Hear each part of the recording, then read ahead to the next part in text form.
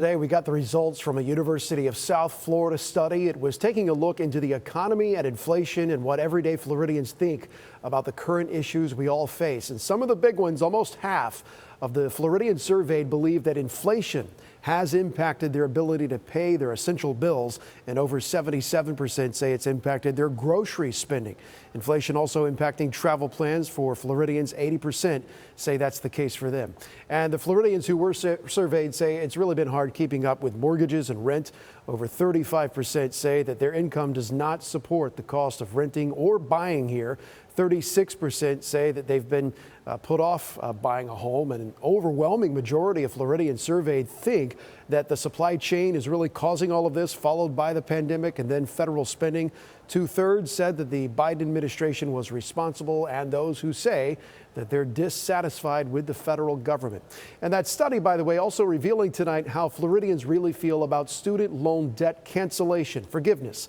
ABC Action News reporter Rebecca Petit digging into the numbers and what the government is now doing to help students get closer to loan forgiveness.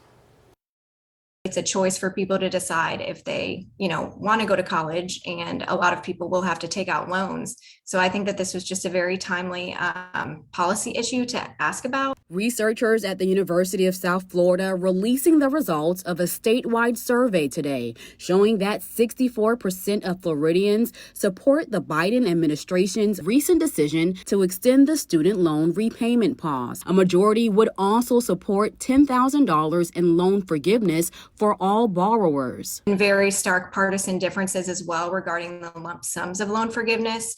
So 89% of Democrats would support the $10,000 lump sum compared to only 42% of Republicans. Fewer Floridians expressed support of the federal government for giving $50,000. Tuesday, the Education Department announcing it's giving Americans a better chance of having their debt canceled faster. It's waiving the rules of income-driven repayment plans. Income-driven plans cap the amount borrowers are required to pay and forgive the remaining balance after a set number of years.